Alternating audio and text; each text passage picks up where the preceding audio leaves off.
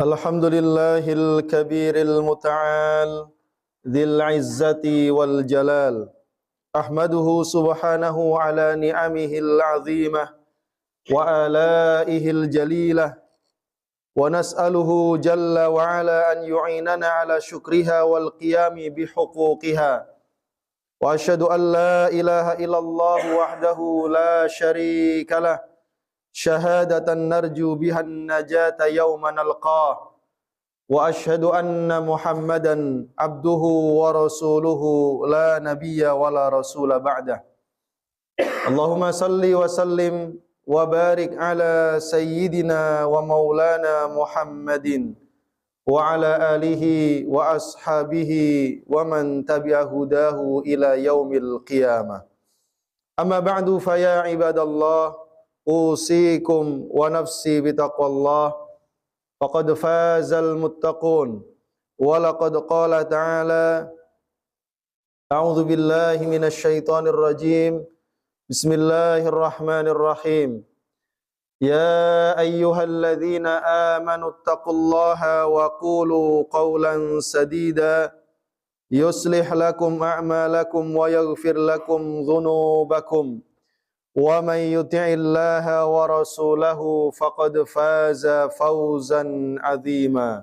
Shadaqallahul 'azim. Ma'asyiral muslimin, jamaah salat Jumat yang dimuliakan Allah Subhanahu wa taala. Kehidupan kita sebagai manusia tidak selalu mulus tanpa halangan. Akan tetapi kita memahami bahwa sunnatullah telah menetapkan bahwa Allah menjadikan kehidupan dunia ini sebagai ujian liyabluwakum ayyukum ahsanu amala, untuk dilihat siapakah di antara kita yang paling berkualitas amalnya.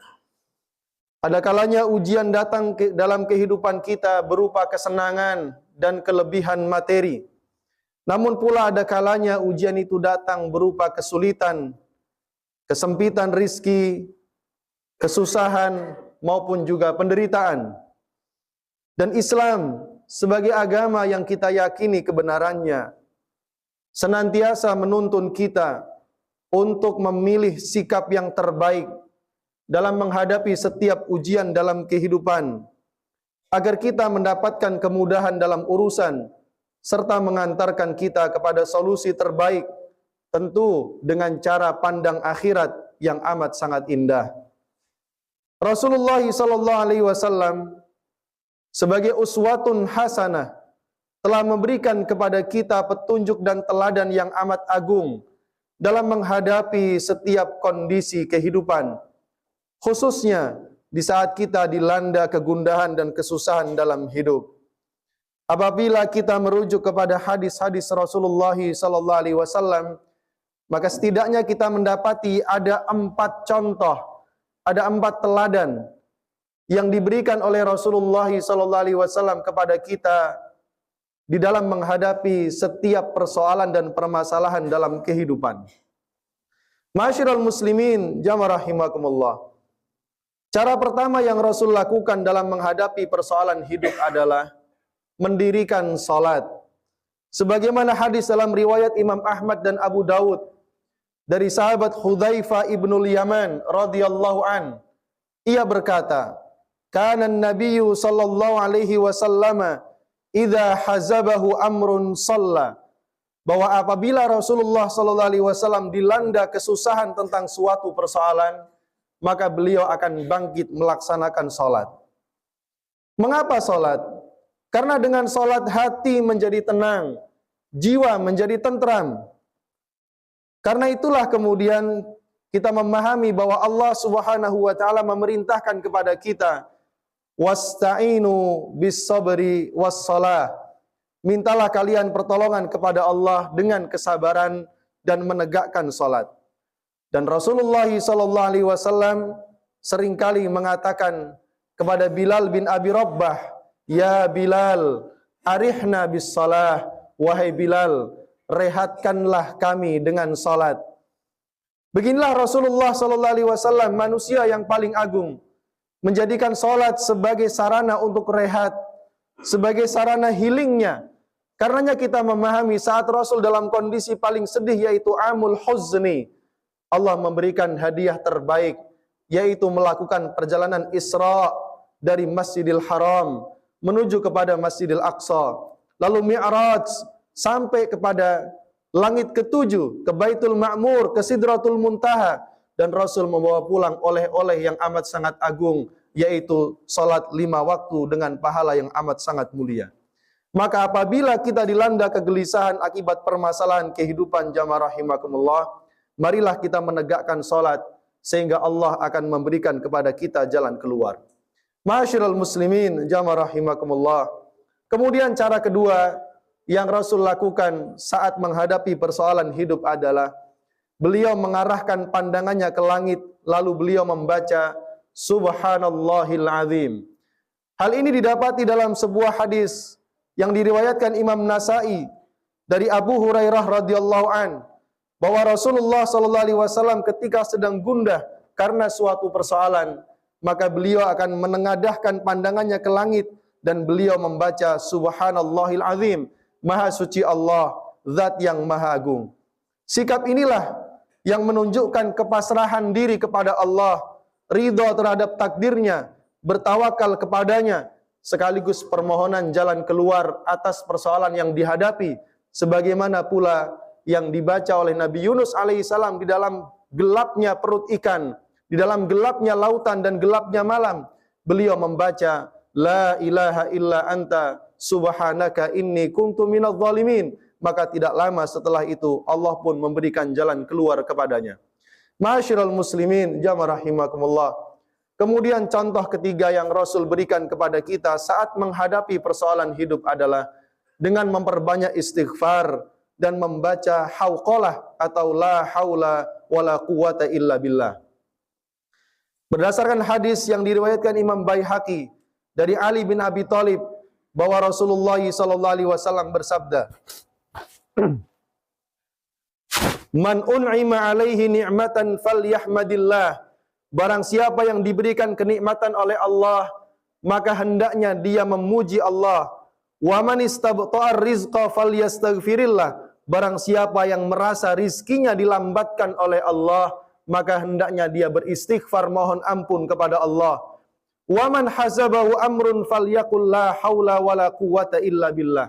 Dan barang siapa yang dilanda persoalan dalam kehidupan, hendaknya dia membaca la haula wala quwata illa billah. Begitu pula hal ini dikuatkan dalam hadis riwayat Imam Al-Hakim dalam kitabnya Al-Mustadrak. Dari hadis sahih dari sahabat Abu Hurairah radhiyallahu an, bahwa Rasulullah sallallahu alaihi wasallam bersabda, man qala la haula wala quwata illa billah kana dawaan min tis'atin wa tis'ina da'an aisaruhuma alham. Barang siapa yang memperbanyak la haula wala quwata illa billah, maka ini merupakan obat dari 99 penyakit, dan penyakit yang paling ringan yang akan disembuhkan adalah alham, yaitu kegelisahan dan kegundahan. Dalam hadis riwayat Abu Dawud dan Ibnu Majah dari Abdullah bin Abbas radhiyallahu anhuma, Rasulullah sallallahu alaihi wasallam juga bersabda, "Man lazimal istighfar, ja'alallahu lahu min kulli hammin faraja." Barang siapa yang merutinkan istighfar, maka Allah akan menjadikan baginya dari setiap kegelisahan akan diberikan jalan keluar, dari setiap kesempitan akan diberikan kelapangan. Warazaqahu min haitsu la yahtasib, dan Allah akan memberikan kepadanya rizki dari arah yang tidak pernah ia sangka sebelumnya. Ma'asyiral muslimin, jamaah rahimakumullah. Kemudian cara keempat yang Rasul ajarkan kepada kita saat kita menghadapi persoalan hidup adalah dengan berzikir kepada Allah lalu berdoa kepadanya. Hal ini dilandaskan dalam hadis riwayat Imam Bukhari dari Abdullah bin Abbas radhiyallahu anhuma, bahwa ketika Rasulullah sallallahu alaihi wasallam dilanda suatu persoalan, maka beliau akan membaca suatu zikir, la ilaha illallahul halimul azim, la ilaha illallahu rabbul arsyil azim, la ilaha illallahu rabbus samawati wa rabbul arsyil azim. Lalu setelah itu beliau pun berdoa meminta jalan keluar kepada Allah Subhanahu wa taala. Begitu pula dalam hadis riwayat Imam Tirmidzi dari sahabat Anas bin Malik radhiyallahu an, bahwa jika Rasulullah sallallahu alaihi wasallam dilanda suatu persoalan dan kesusahan, maka beliau akan membaca, Ya Hayyu Ya Qayyum birahmatika astaghits. Wahai Zat yang maha hidup dan maha berdiri sendiri, hanya dengan rahmat-Mu lah kami meminta pertolongan. Lalu beliau berdoa kepada Allah meminta kemudahan, sebagaimana riwayat Ibnu Hibban dari Anas bin Malik radhiyallahu an, bahwa Rasulullah sallallahu alaihi wasallam berdoa, Allahumma la sahla illa ma ja'altahu sahla. Ya Allah, tiada kemudahan kecuali kemudahan yang Engkau berikan. Wa anta taj'alul hazna sahla idza syi'ta. Dan Engkau dengan sangat mudah akan menjadikan kesusahan itu sebagai sebuah kemudahan apabila Engkau telah menghendaki. Ma'asyiral muslimin jamaah rahimakumullah, itulah 4 contoh, 4 teladan dari Rasulullah SAW dalam menghadapi setiap ujian dan persoalan dalam kehidupan yang pastinya kita akan menghadapinya dalam kehidupan dunia ini. Maka doa-doa dan cara-cara yang Rasul perlihatkan tersebut merupakan gambaran kepasrahan total seorang hamba kepada Allah, sikap ridha terhadap takdirnya, merendahkan diri kepadanya, sekaligus memohon pertolongan hanya kepadanya. Karenanya, sebagai seorang mukmin yang mencintai nabinya, mengharapkan syafaatnya, sudah sepatutnya kita meneladani akhlak beliau, baik dalam kondisi senang maupun dalam kondisi susah. Karena kita meyakini, hanya dengan meneladani Rasulullah SAW, maka kehidupan kita akan menjadi kehidupan yang lebih baik di dunia, terutama juga di akhirat. Allah Subhanahu wa taala berfirman, A'udzubillahi minasyaitonir rajim.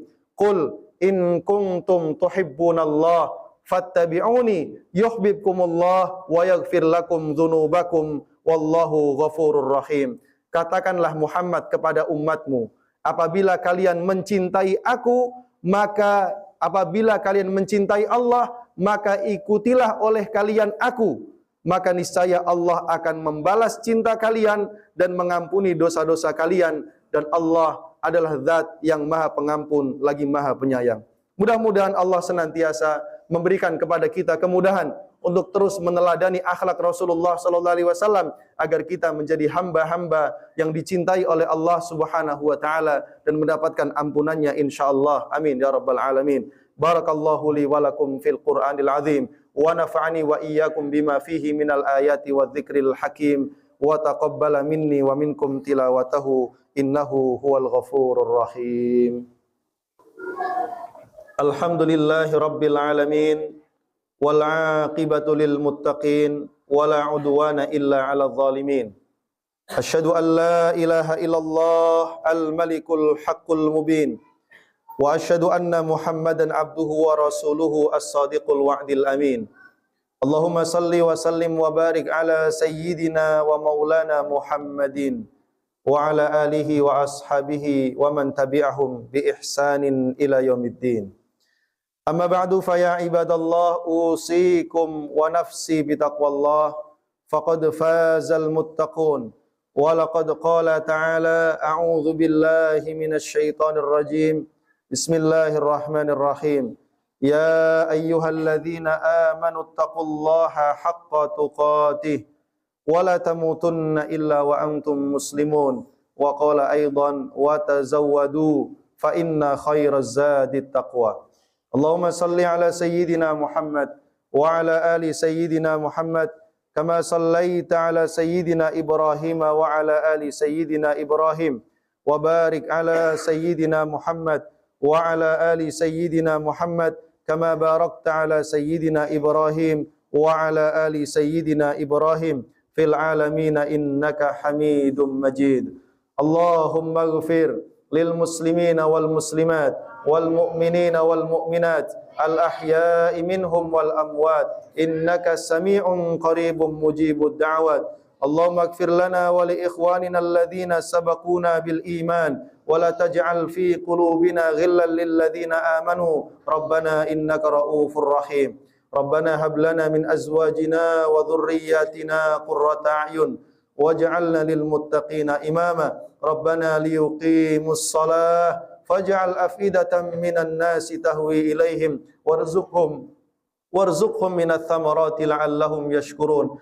Allahumma ansur ikhwanana al-muslimin al-mustad'afin wal mujahidin fi Filistin wa fi kulli makanin wa zaman. Allahumma afrigh alaihim sabra wa thabbit aqdamahum wansurhum 'alal yahudil ghasibin wansurhum 'alal qaumil kafirin. Allahumma harriril masjidal aqsa waruddahu ila rihabil muslimin warzuqna as-sujuda fihi ya arhamar rahimin. Rabbana taqabbal minna innaka antas sami'ul alim wa tub 'alaina innaka antat tawwabur rahim. La ilaha illa anta subhanaka inna kunna minadh dhalimin. Rabbana atina fid dunya hasanah wa fil akhirati hasanah wa qina adzabannar. Ibadallah, innallaha ya'muru bil adli wal ihsan wa ita'i dzil qurba wa yanha 'anil fahsya'i wal munkari wal baghi ya'idzukum la'allakum tadhakkarun. Fadhkurullahal azima yadhkurkum washkuruhu ala ni'ami yazidkum wastaghfiruh innahu huwal ghafurur rahim. Aqim